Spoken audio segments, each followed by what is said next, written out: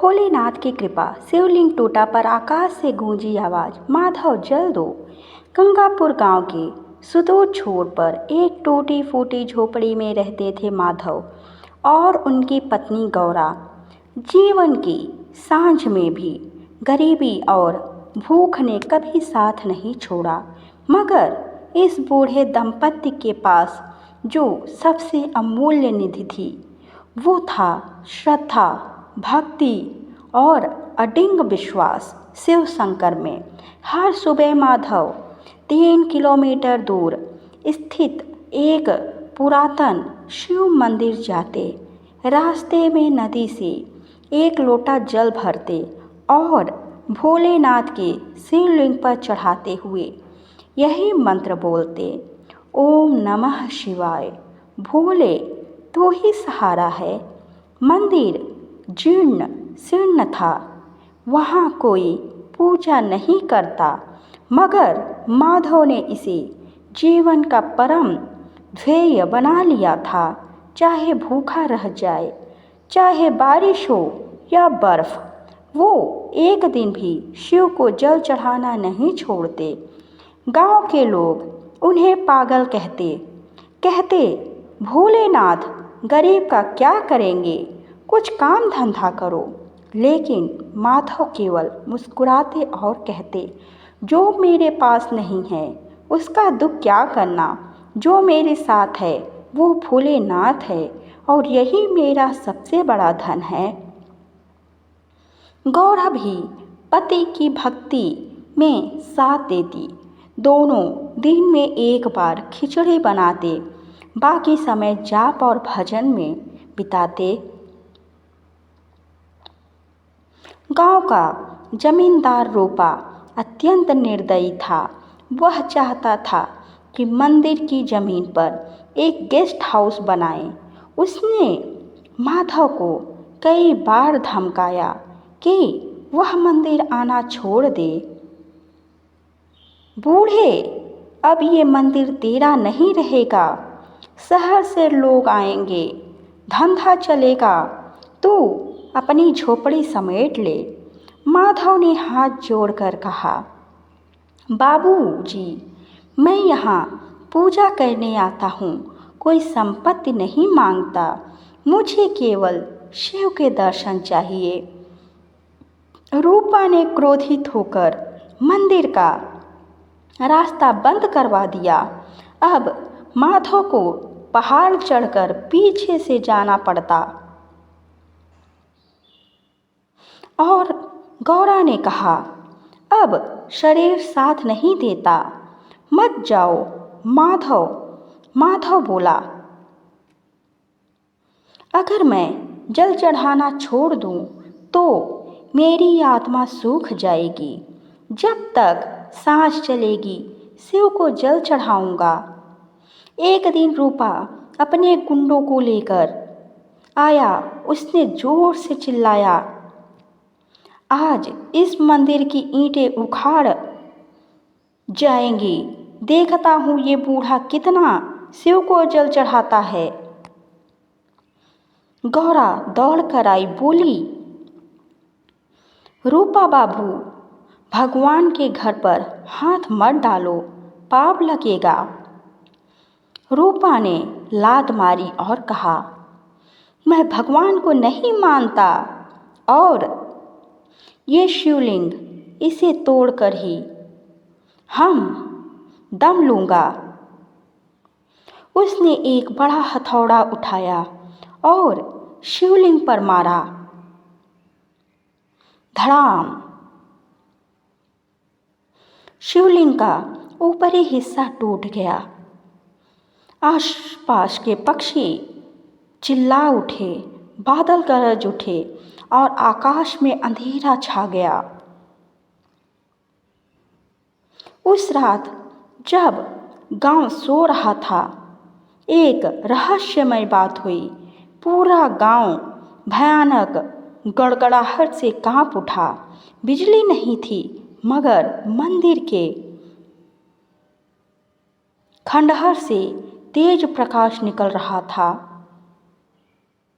गांव के कुछ लोगों ने सुना मंदिर की दिशा से एक भारी गंभीर आवाज आ रही थी। माधव, जल दो, माधव, जल दो। ये आवाज मानो आकाश गंगा की गहराई से आ रही हो। कहीं दूर माधव की झोपड़ी में वो नींद में कांप रहा था। सपने में वही आवाज गूंज रही थी। माधव, तू न आया आज, प्यास लगी है। वो उठकर बैठ गया, सांसें तेज, आंखें भर आई। गौरा भी जाग गई। क्या हुआ? माधव ने कांपते स्वर में कहा। गौरा, शिव ने मुझे बुलाया है। आज जल नहीं चढ़ पाया, उन्हें प्यास लगी है। गौरा ने हाथ पकड़ लिया। रात के 2 बजे हैं माधव, बाहर तूफान है और मंदिर भी तोड़ दिया गया। मगर माधव तो जैसे किसी और ही दुनिया में था। उसने कहा, अगर शिव पुकार रहे हैं तो मौत भी मुझे रोक नहीं सकती। वो अपने हाथ में लोटा लिया, नदी से जल भरा और चुपचाप उस उजड़े मंदिर की ओर बढ़ गया। जब वो मंदिर पहुंचा, वहां कोई नहीं था। टूटी हुई दीवारें, शिवलिंग के टुकड़े, मगर वहां धूप की गंध थी, जैसे अभी अभी किसी ने आरती की हो। माधव ने कांपते हाथों से लोटा उठाया और शिवलिंग के टूटे हिस्से पर जल चढ़ाया। भोले, मैं देर से आया, माफ करना। और तभी पूरे मंदिर में प्रकाश फैल गया। शिवलिंग का टूटा हिस्सा धीरे धीरे जुड़ने लगा, मानो समय उल्टा बह रहा हो। और फिर हवा में वही आवाज आई, तू आया, तू नहीं भूला, इसलिए हम भी नहीं भूलेंगे। माधव वही गिर पड़ा, आंसू आभार और औलाद से वो बेहोश हो गया। सुबह जब गांव वाले मंदिर पहुंचे तो देखा शिवलिंग संपूर्ण और पहले से बड़ा था। मंदिर के चारों ओर त्रिशूल उगे थे और दीवार पर लिखा था, जहाँ भक्ति है वहाँ शिव है, जहाँ माधव है वहाँ महादेव हैं। गांव वालों की आंखें फटी रह गई। सुबह पूरे गांव में हाहाकार मच गया। गांव वालों की भीड़ मंदिर में उमड़ पड़ी। पंडित हरिहर कांपते स्वर में बोले, ये कोई सामान्य घटना नहीं है, शिव स्वयं प्रकट हुए हैं। लोगों ने देखा कि जहाँ शिवलिंग टूटा था वहाँ अब त्रिशूलों का घेरा बन गया है, जैसे धरती से त्रिशूल उग आए हों। कुछ महिलाओं ने देखा मंदिर की दीवारों पर रुद्राक्ष के बेले उग आई थी, जो रात तक नहीं थी। गांव का माहौल श्रद्धा और भय से भर गया। लेकिन एक व्यक्ति अब भी अभिमान में डूबा था, रूपा रात में बिस्तर पर था। आंखें बंद करते ही उसे सपना आया। एक भयानक त्रिनेत्रीय पुरुष उसके सामने खड़ा था, केसरिया जटा, शरीर पर भस्म और हाथ में त्रिशूल। तेरा अपराध क्षमा योग्य नहीं। रूपा डर से कांपने लगा। आंख खुली तो देखा उसकी छाती पर एक काला नाग कुंडली मारकर बैठा है। चीखते हुए वो बेहोश हो गया। सुबह होते ही उसका शरीर अकड़ गया, आवाज़ चली गई और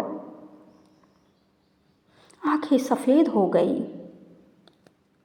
डॉक्टरों ने जवाब दे दिया, कोई समझ नहीं पाया क्या हुआ।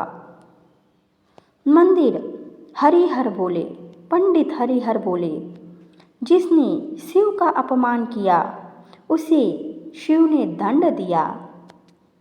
गांव वालों ने देखा मंदिर के आंगन में दो बहुत बड़े पद्म चिन्ह उभरे थे जो किसी मानव से बड़े थे। माधव ने उन्हें देखकर रोते हुए कहा, भोलेनाथ आप आए थे, आपने पुकार सुनी। अब ये मंदिर केवल माधव का नहीं पूरे गांव का शिवधाम होगा। लोगों ने मिलकर मंदिर की पुनः निर्माण योजना बनाई और चमत्कार जो भी श्रमदान करता उसे शिवलिंग के स्पर्श से एक अद्भुत शांति अनुभव होती। रूपा जो अब बोल नहीं सकता था, एक दिन अपनी बैसाखी के सहारे मंदिर तक खींच कर आया। उसके पीछे गांव वाले, उसकी पत्नी और बेटा थे। वो शिवलिंग के सामने गिर पड़ा। उसकी आंखों से आंसू बह रहे थे।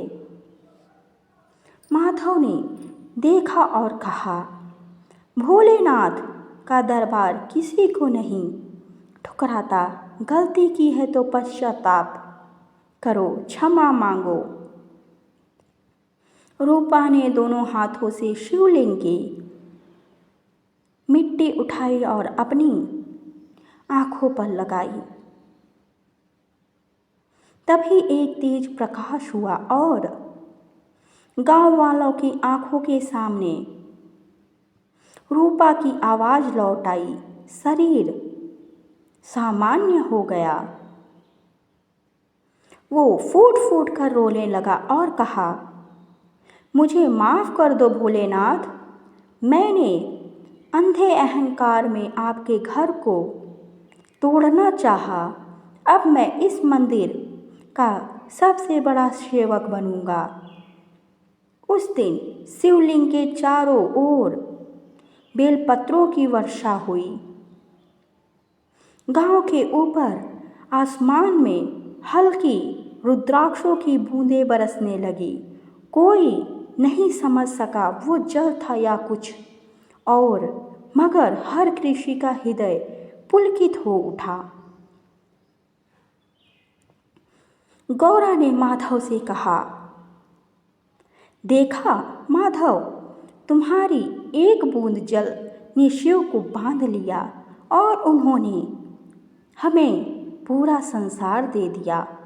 माधव ने मुस्कुराते हुए कहा, नहीं गौरा, ये मेरी भक्ति नहीं थी, ये शिव की कृपा थी। उनकी एक बूंद कृपा से तो मृत्युलोक भी अमर हो सकता है।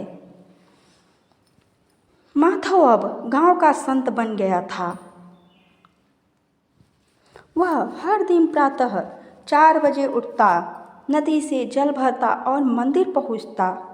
नया मंदिर अब भव्य था। प्रवेश द्वार पर संगमरमर से उकेरी गई शिव पार्वती की प्रतिमा, शिवलिंग के ऊपर स्वर्ण कलश और हर मंगलवार को मंदिर में घंटों तक स्वतः घंटियां बजती थी बिना किसी के छुए।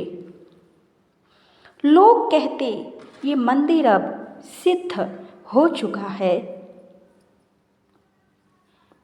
यहाँ आने से रोगी ठीक हो जाते हैं, मानसिक पीड़ाएं शांत हो जाती और जो लोग संतान सुख से वंचित थे उन्हें कृपा मिलती। 1 वर्ष बीतते ही मंदिर की ख्याति इतनी फैल गई कि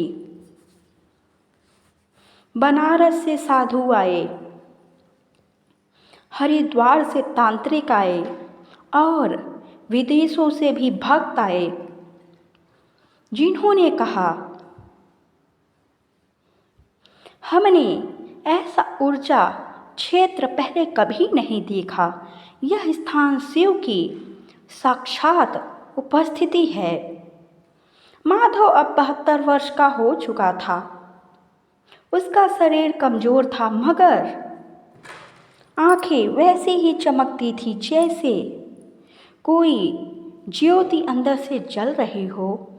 एक दिन गौरा ने पूछा, माधव, अब तो मंदिर तुम्हारे नाम से जाना जाता है, कुछ तो मांगो भगवान से। माधव मुस्कुराया, मैंने जो मांगा सब पा लिया, अब सिर्फ एक चीज बाकी है, उनके चरण। एक रात माधव को अचानक नींद से आवाज आई, वही पुरानी गूंजती हुई अंतर में धसती आवाज, माधव अब चलो, बहुत कर लिया सेवा, अब विश्राम लो। गौरा जागी, देखा माधव उठकर बैठा है, आंखें बंद है, चेहरा शांत है, मानो समाधि में हो। सुबह गांव वालों ने देखा, मंदिर के प्रांगण में शिवलिंग के सामने माधव ध्यान मुद्रा में बैठा था, चेहरे पर दिव्य मुस्कान और उसके सिर पर भस्म से बना त्रिशूल। किसी ने धीरे से हाथ लगाया, शरीर ठंडा था, मगर न रुग्ण न निर्जीव। पंडित हरिहर रो पड़े, ये साधारण मृत्यु नहीं, ये शिवपद गमन है, स्वयं महादेव लेने आए होंगे। गांव वालों ने माधव का दाह संस्कार नहीं किया, बल्कि मंदिर के आंगन में उसके लिए एक चबूतरा बनवाया, जिस पर लिखा गया, जहाँ माधव है वहाँ महादेव हैं। और उसी चबूतरे के नीचे से कुछ ही दिनों में एक नीला कमल उगा। हर साल माघ माह की शिवरात्रि को वहाँ से सौंधी गंध आती। लोग कहते, भोलेनाथ हर वर्ष उसी रात माधव से मिलने आते हैं। जय भोलेनाथ। अगर आपको ये कहानी अच्छी लगी हो तो कमेंट बॉक्स में हर हर महादेव जरूर लिखें और साथ में अपना नाम भी।